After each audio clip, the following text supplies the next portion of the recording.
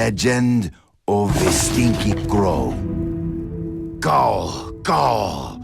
For nearly 14 years, his mind had been soaring miles above. But Elliot Thomas was still stuck down on Earth in the boring town of Sinchester.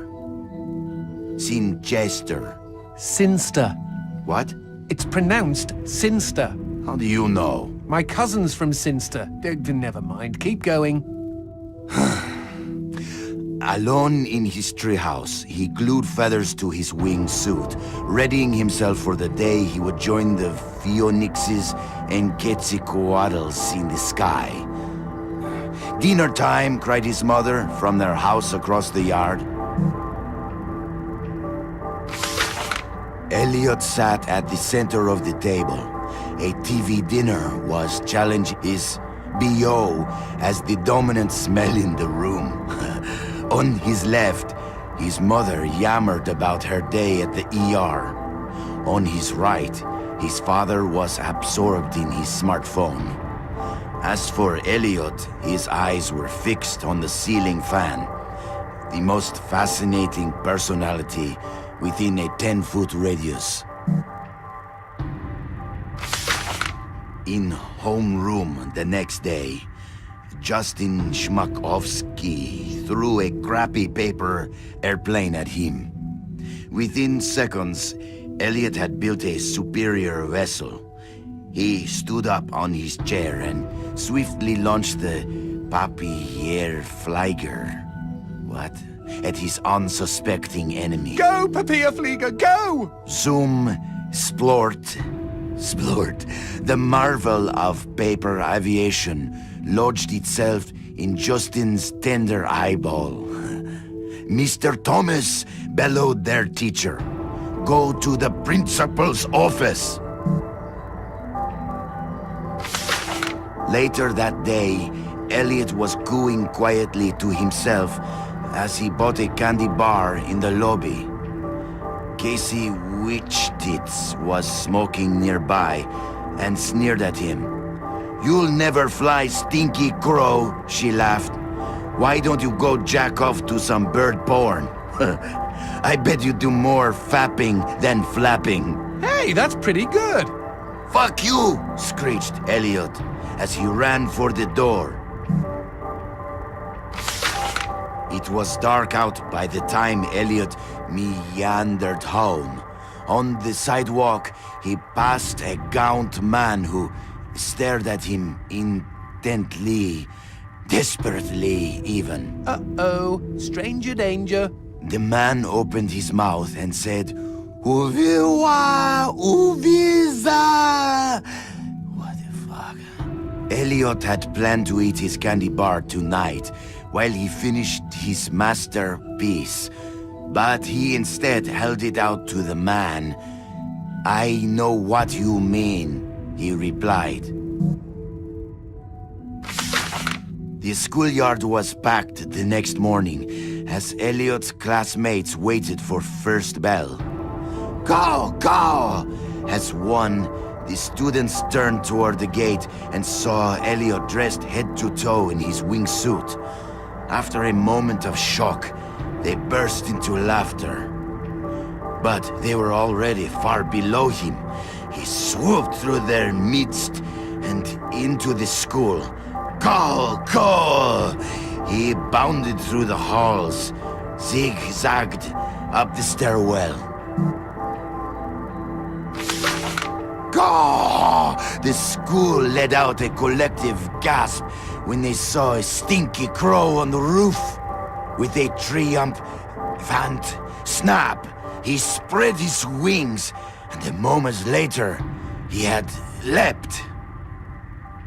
The next 2 seconds were the most beautiful of Elliot's entire life. He could feel their eyes upon him. He was flying, and their awe was keeping him aloft. 10 minutes later, as guidance counselors wiped bits of Elliot off sobbing students, and the police struggled to piece together the story you are reading now. Elliot's teacher looked down at the wreckage of the boy on the pavement and never forgot what he saw. One bloody hand had formed a peace sign. The other was giving him the finger. It's like an Alanis Morissette song. The end. Okay, lovely. I don't think I'll sleep for weeks. Quítate, cojones.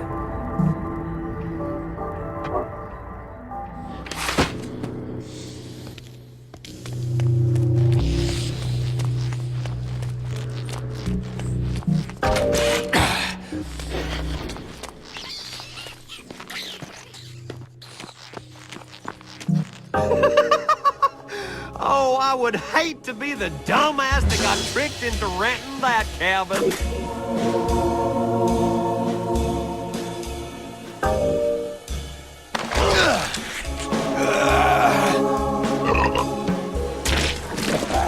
Y'all take care now.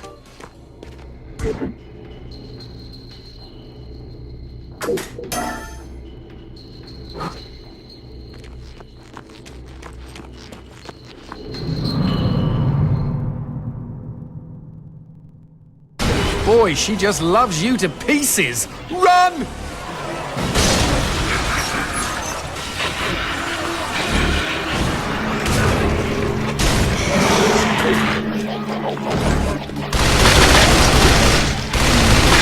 Look, there's a key! We'd better kill all the demons in case they've got more.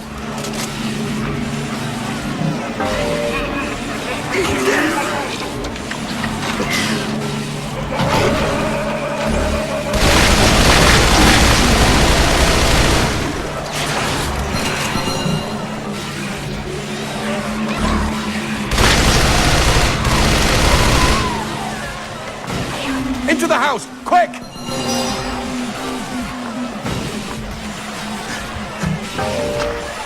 Eat this!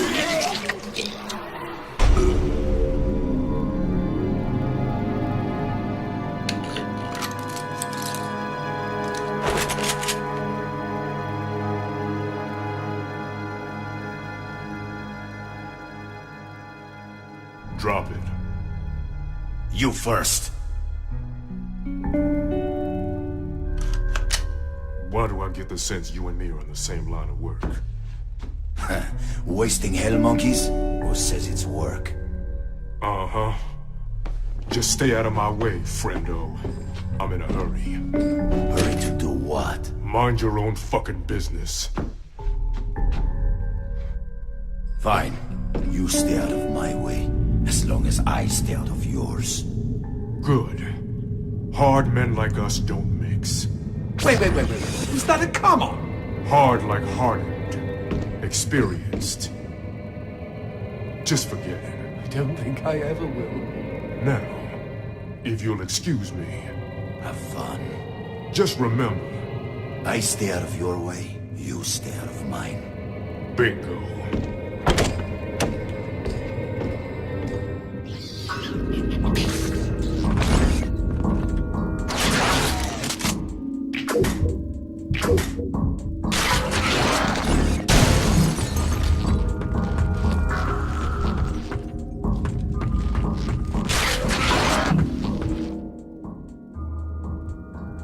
Look, G, what are those newspaper articles? It says, local woman dies in grisly murder.